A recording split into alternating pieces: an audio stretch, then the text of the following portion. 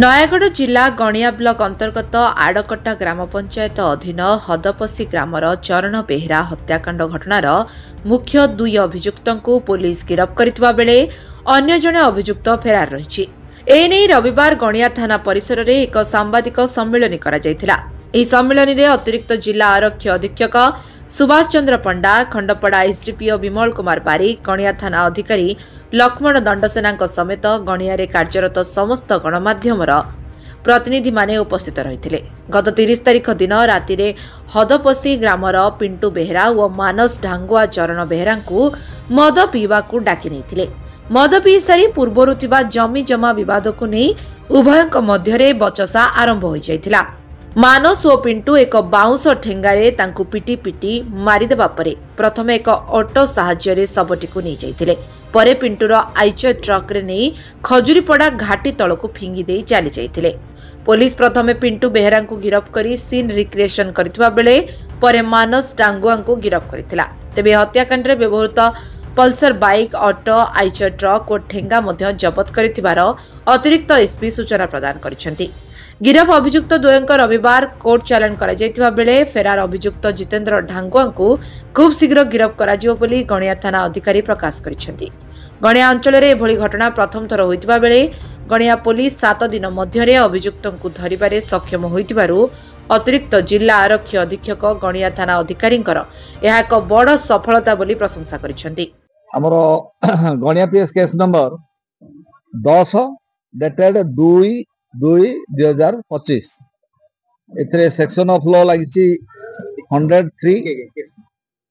Case number 10 dated 2/2/25 under section 103 140+3 ଏଥିରେ case registration ହେଇଛି ଏବଂ ଏଇଟା କେସ୍ର ଏତଲାକାରୀ ହେଉଛନ୍ତି ଆମର ଡିସିଜଙ୍କ ପୁଅ ସୁଶାନ୍ତ ବେହେରା, ଯାହାକୁ ଗଦାଧର ବୋଲି ଡାକନ୍ତି, son of Charan Behera of ଉପର ହଦପଶି, ପିଏସ୍ ଗଣିଆ ଡିଷ୍ଟ୍ରିକ୍ଟ ନୟାଗଡ଼। ତାଙ୍କ ରିପୋର୍ଟ ଉପରେ 2 ତାରିଖ ଦିନ ଏକ କେସ୍ ହେଇଛି ଯେ ତାଙ୍କର ଅଭିଯୋଗ ଥିଲା ତାଙ୍କ ବାପାଙ୍କୁ 4 ତାରିଖ ଦିନ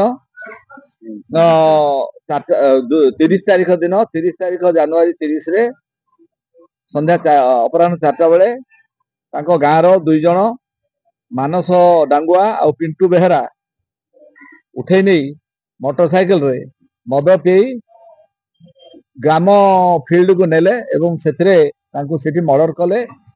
ମର୍ଡର କରି ଡେଡ୍ ବଡି କୁଆଡେ ଅନ୍ୟତ୍ର ନେଇଯାଇଛନ୍ତି ଡିସ୍ପୋଜାଲ ପାଇଁ ଏବଂ ଏଭଳିଆ ଅଭିଯୋଗ ଆମେ ପାଇଲୁ ଏବଂ ସେଥିରେ ଆମେ ତୁରନ୍ତ ସେଟାକୁ ଗୋଟେ କେସ୍ କରି ଏସ୍ପି ମ୍ୟାଡମଙ୍କ ତତ୍ତ୍ୱାବଧାନରେ 3ଟି ଟିମ୍ ଗଠନ କରାହେଲା।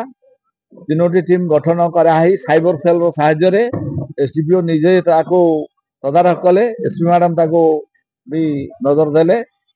ଆଇଏସି ବିଭିନ୍ନ ଜାଗାକୁ ଯାଇଛନ୍ତି ଏବଂ ଟୋଟାଲ ଆମକୁ ଆଜି ପର୍ଯ୍ୟନ୍ତ ସେଥିରେ ଅହରହ ଚେଷ୍ଟା କରିବା ଫଳରେ ସଫଳତା ପାଇଛୁ।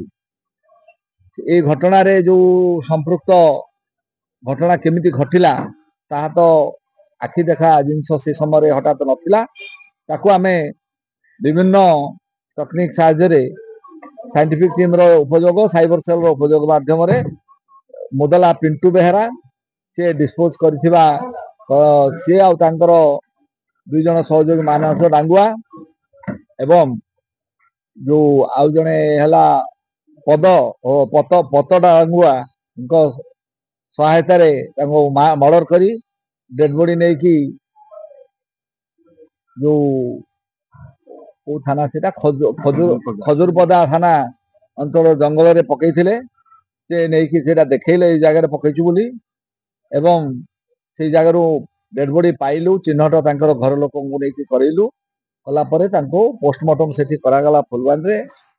ପୋଷ୍ଟମର୍ଟମ କରିକି ତାପରେ ତାଙ୍କର ସେଇ ଯୋଉ ଗାଡିରେ ଏଠି ମର୍ଡର କରିଥିଲେ ଯୋଉ ପ୍ରଥମେ ଜଣା ପଡିଲା ସେଥିରୁ ଯେ ସେ 2 ଜଣ ଯାକ ମାନସ ଡାଙ୍ଗୁଆ ଆଉ ପିଣ୍ଟୁ ବେହେରା ତାଙ୍କୁ ଘର ପାଖରୁ ଡାକି ଗାଁରୁ ମୋଟର ସାଇକେଲରେ ନେଲେ ପିଣ୍ଟୁ ବେହେରାଙ୍କ ମୋଟର ସାଇକେଲରେ। ସେଠି ତାଙ୍କୁ ମଦ ପିଇଲେ ଗ୍ରାମ ଫିଲ୍ଡରେ ଯୋଉ जो फील्ड रे तांकर नहीं डिस्प्यूट है पाखापाखि फील्ड रे मद पीकी से सहित जो लैंड डिस्प्यूट थिला मानस डांगुआ सहित चरण बेहरांकर सेटा जहाँ जना पड़ुची से नहीं राग रखी एमाने सब परस्पर संपर्क होती मानस डांगुआ पत डांगुआ एवं ये जो चरण बेहरा एवं ये जो पिंटू बेहरा एमाने सब परस्पर संपर्क होती तेणु मर्डर कले मर्डर करी पद बेहरा आसी पहुंचले डकाला। गणियारू सदाशिव पात्रଙ୍କ रिपोर्ट लिव लाइफ ओडिया।